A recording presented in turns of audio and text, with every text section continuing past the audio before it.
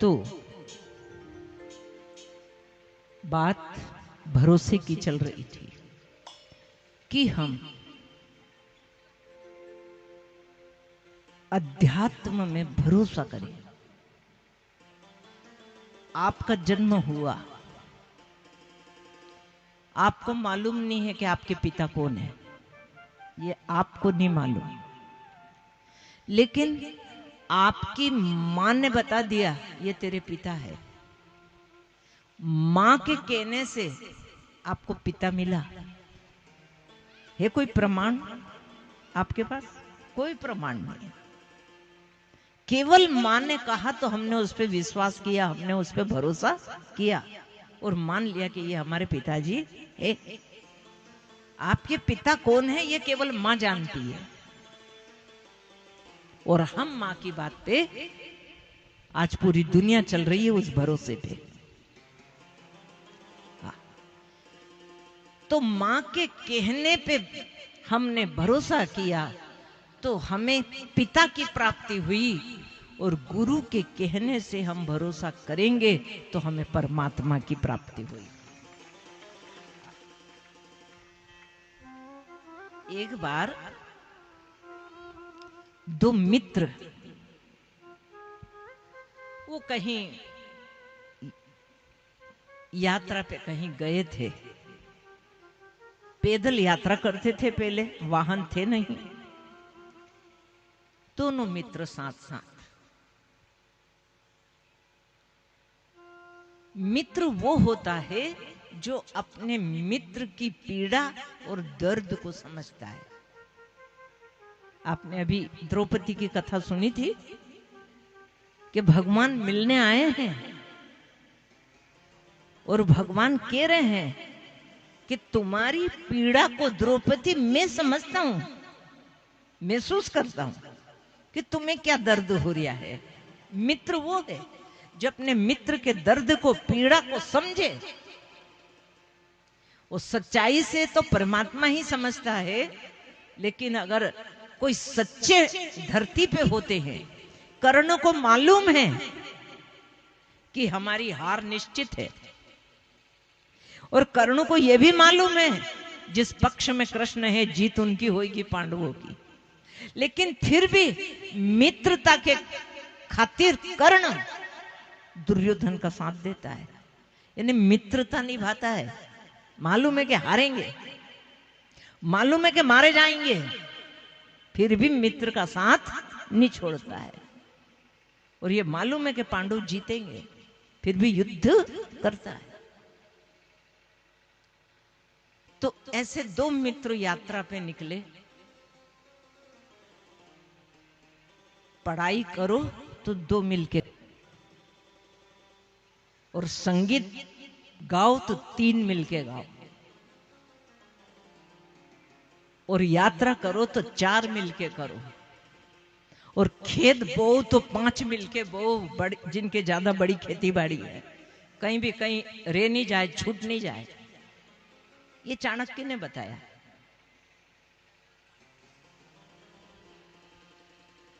पढ़ाई करो तो दो मिलके, ज्यादा करोगा तो पढ़ाई नहीं होगी, गदर करोगा।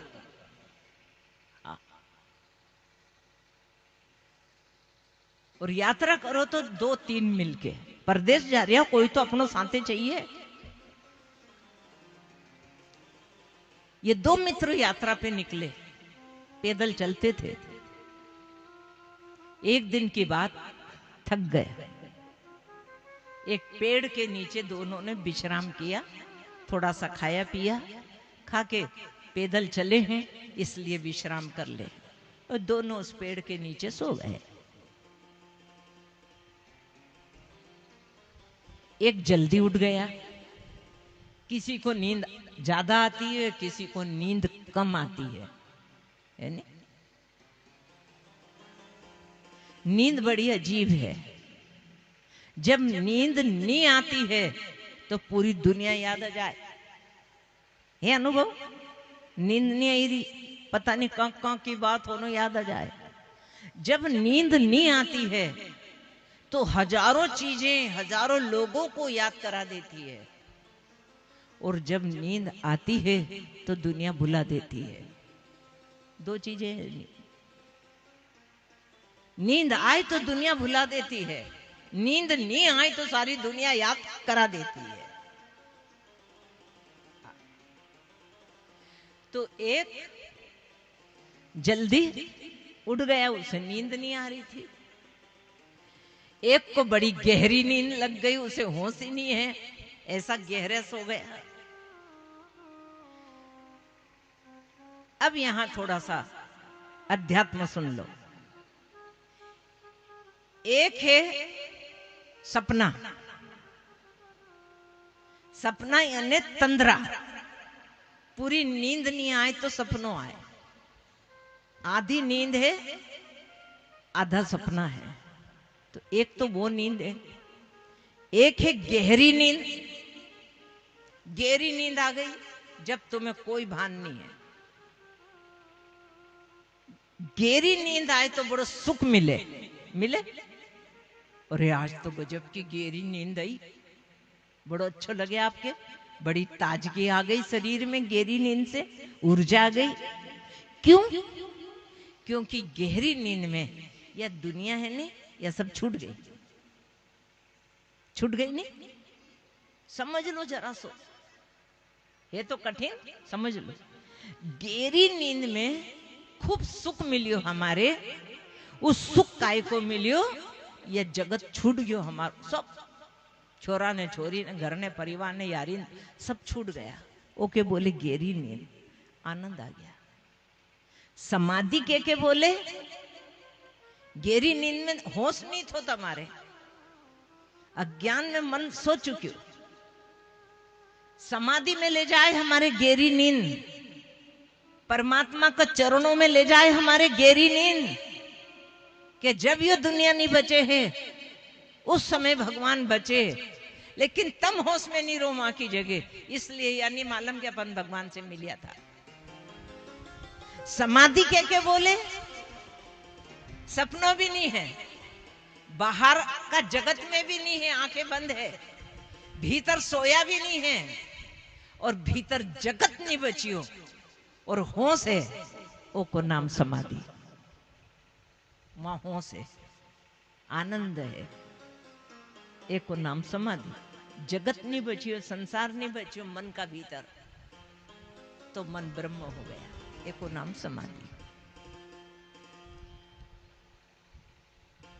किसी को भी बात पल्ले पड़ जाए तो कोशिश करो, है नहीं, बैठिया है पर संसार नहीं है, तो समाधि। ऐसे दोनों मित्र, एक जल्दी जाग गया, एक को गहरी नींद लग गई। अब वो तो जंगल में थे, अब उधर सर्राटे से एक सांप चला रहा, बड़ा तेज गति से आ रहा सांप। एकदम इसकी नजर पड़ी, ये जो जाग गया था इसकी नजर पड़ी, इसने देखा उसको, उन्हें की कि ये तो ऐसा लग रहा है जैसे मेरे मित्र की तरफ चला आ रहा, ऐसा लग रहा है। वो हकीकत में उधर ही चला आ रहा। ये अपने मित्र को उठाना नहीं चाह रहा कि मेरा मित्र गहरी नींद में सोया है, उसकी नींद खराब हो जाएगी, ये प्रेम है। लेकिन वो उधर ही चला आ रहा। जब ज्यादा नजदीक में आया तब ये बोला, इधर मत जाए तो टर्न हो जाए, इधर से इधर घूम जा, तो इधर चला जा, इधर मेरा मित्र सोया हुआ है। उस सांप ने कहा, मैं इसी को डसने आया हूं। आपने कोई कर्म गड़बड़ किया है, किसी को सताया है, तो वो तुम्हें सताएगा, नहीं तो तुम्हारे शरीर पे से निकल के चला जाएगा, वो तुमको डसेगा नहीं। हाँ, बिना आपके कर्म के, ध्यान देना, परमात्मा जो भगवान है ना, आपको वो भी इतनी सी तकलीफ नहीं दे सकता जब तक कि तुम्हारा कर्म खराब। तकलीफ तुम्हें अपने कर्म से मिलती है, भगवान तो केवल मंगल करता है जीव का, मंगल ही मंगल। हाँ, ईश्वर ना लेता है किसी का पाप अथवा पुण्य। न तमारो पाप लेगो भगवान, खूब करो तुम तो, न तमारो पुण्य लेगो भगवान, खूब पुण्य कमाओ। ये तुम्हारा तुम्हारे लिए है, ये भगवान के लिए नहीं है। तुम्हारा कर्म तुम्हारे लिए है, आपके लिए। भगवान हाथ नहीं लगाएगा दोनों चीजों को। तुम्हारी तुमको लौटा देगा समय के ऊपर, समय पे, समय पे। कब तुम्हें पुण्य की जरूरत है वहां जाके लौटाएगा। वो कहां तुम्हारा फजीता चल रहा है, वहां फजीता में और फजीता, गरीबी में और गिलो आटो कर दियो। आटो तो पहले ही नहीं तो और गिलो हो गयो। इसलिए कहा है, हे भगवान तू गरीब के ज्यादा लंबी बीमारी मत दे।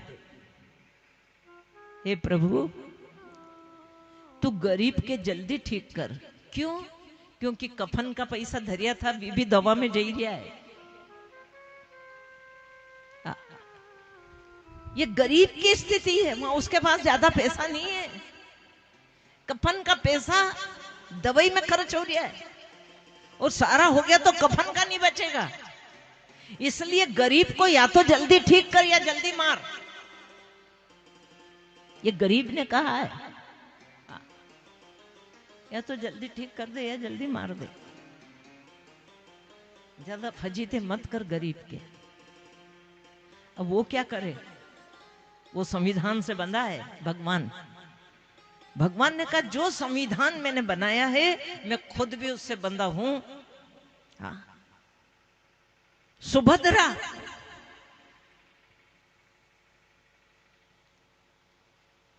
भगवान कृष्ण की बहन, अर्जुन की पत्नी, अभिमन्यु कृष्ण का भानेज।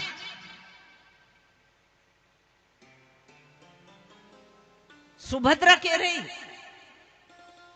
तुमने मेरी मांग का सिंदूर बचाया है,